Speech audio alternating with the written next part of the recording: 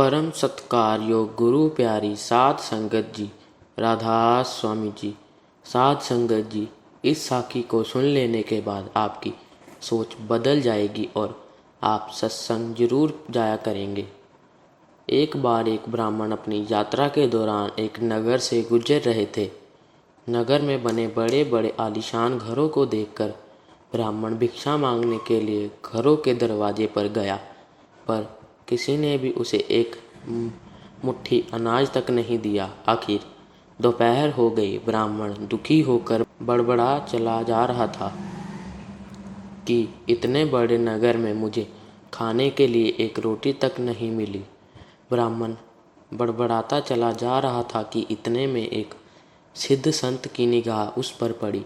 उन्होंने ब्राह्मण की बड़बड़ाहट सुन ली। उन्होंने ब्राह्मण से कहा, ब्राह्मण, तुम मनुष्य से भिक्षा मांगो, पशु क्या जाने भिक्षा देना। अब यह सुनकर ब्राह्मण दंग रह गया। संत जी से बोला, महात्मा, आप यह क्या कह रहे हो? इस नगर में रहने वाले मनुष्य से ही तो मैंने भिक्षा मांगी है। संत ने कहा, मनुष्य शरीर में दिखने वाले वह लोग हैं, भीतर से मनुष्य नहीं हैं। संत ने कहा, मनुष्य शरीर में दिखने वाले वह लोग भीतर से मनुष्य नहीं हैं। अभी भी वह सब पिछले जन्म के हिसाब से ही जी रहे हैं। कोई सांप की जूनी से आया है तो कोई शेर की उनकी आकृति मानव शरीर की जरूर है, परंतु अभी तक उनमें मानवता का निखार नहीं आया। और जब तक मनुष्य में मानवता का भाव नहीं आता तब तक मनुष्य दूसरों की पीड़ा नहीं समझ सकता। तुमने मनुष्य से नहीं, तुमने पशुओं से भिक्षा मांगी है। संत ने ब्राह्मण से कहा, देख ब्राह्मण, मैं तुझे यह थोड़ा सा जल देता हूँ, तू इस जल के छींटे अपनी आँखों पे मार लो और उसके बाद जब तुम्हें कोई भी मनुष्य दिखे तो उससे भिक्षा मांग लेना, फिर देखना क्या होता है। संत ने एक बोतल में जल दिया। ब्राह्मण ने थोड़ा सा जल आँखों पे मारा और बाकी का झोले में डाल लिया। अब ब्राह्मण जहाँ पहले गया था वहीं दोबारा गया तो उसे नजर आया कि वाकई में कोई कुत्ता है, कोई बिल्ली है तो कोई सांप है। पूरा नगर मानो जानवरों से भरा पड़ा था। घूमते घूमते वह ब्राह्मण थोड़ा सा आगे गया तो उसे देखा कि एक मोची जूते बना रहा है। ब्राह्मण ने उसे ध्यान से देखा तो उस मोची में ब्राह्मण को मनुष्य दिखी। ब्राह्मण ने उसके पास जाकर कहा, भाई, तेरा धंधा तो बहुत हल्का है और मैं हूँ ब्राह्मण, मुझे बहुत भूख लगी है, लेकिन तेरे हाथ का मैं नहीं खाऊंगा। फिर भी मैं तुझसे खाने को मांगता हूँ क्योंकि मुझे तुझ में मनुष्यता दिखी है। यह सुनते ही मुझे ब्राह्मण के पैरों में गिर गया और कहने लगा, यह तो मेरे भाग्य है जो आपको भोजन करवाने का मौका मिल रहा है। यह सुनकर वह तुरंत उठा और जो भी उसके पास पैसे इकट्ठे हुए थे उस पैसों को लेकर वह एक मिठाई की दुकान पर पहुंचा और बोला कि मेरे इन भूखे भगवान की सेवा कर दो। मोची ने अपने इकट्ठे किए हुए पैसे मिठाई वाले को देते हुए कहा, इन पैसों से जो भी आ सकता है वह इन ब्राह्मण को दे दो, मैं अभी थोड़ी देर में आता हूँ। यह कहकर मोची घर चला गया और मोची अपने हाथ से बनाई हुई एक जोड़ी जूती लेकर आया और चौराहे पर उसे बेचने के लिए खड़ा हो गया। जिस नगर में वह मोची रहता था उस नगर का राजा जूतों का बड़ा शौकीन था। राजा ने अपने मंत्री को कहा कि आज अगर तुम मेरे पैर के नाप की बढ़िया सी जूती ले आए तो जूती बनाने वाले को भी इनाम दूंगा और तुम्हें भी। मंत्री अपने सिपाहियों के साथ नगर के बाजार में निकला और वहां मंत्री की नज़र मोची के रूप में खड़े हुए असली मानव पर पड़ गई, जिसकी आंखों में प्रेम के भाव थे। मंत्री उसके पास गया और कहने लगा, यह जूती लेकर महल में चलो। तो मोची कहने लगा कि मुझसे कुछ गलती हुई है क्या?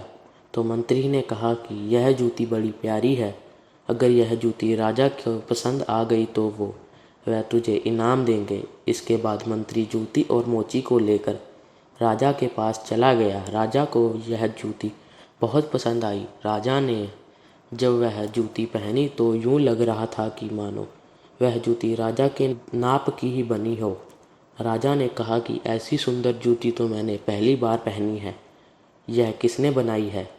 राजा का मंत्री बोला, हुजूर, वह मोची बाहर ही खड़ा है। राजा ने कहा कि उसको अंदर बुलाओ। उसको देखकर राजा कहने लगा, वैसे तो जूती के एक जोड़ी की कीमत 12 आने होती है, परंतु मुझे तुम्हारी यह जूती बहुत पसंद आई, इसलिए मैं तुम्हें इनाम दूंगा। राजा ने एक सोने की अशरफी मोची को दे दी तो मोची कहने लगा, राजा साहब जरा ठहरिए, यह जूती मेरी नहीं है, यह जिसकी है मैं उन्हें अभी लेकर आता हूँ। अब मोची जाकर ब्राह्मण को राजा के पास ले आया और राजा से बोला, राजा साहब यह जूती इनकी है। राजा ने यह सुनकर हैरानी हुई। राजा ने कहा कि यह तो ब्राह्मण है, यह जूती इनकी कैसी हो सकती है?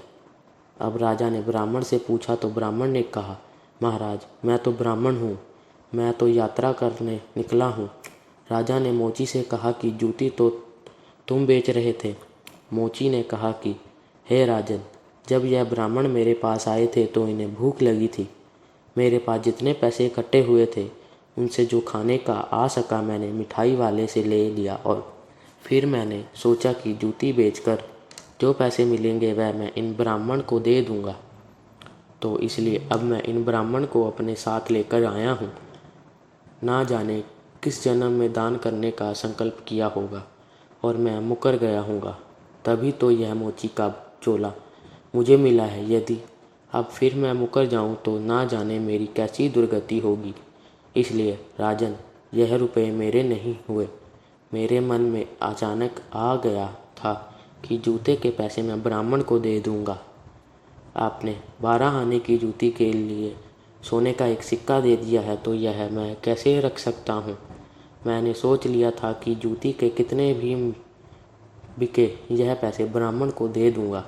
राजा ने मोची से कहा कि भाई, तुम्हारी आर्थिक स्थिति अच्छी नहीं है, फिर भी तुम्हारे मन में लालच नहीं जगी। तुम्हारे अंदर की मानवता सोने का सिक्का देखकर भी नहीं पिघली।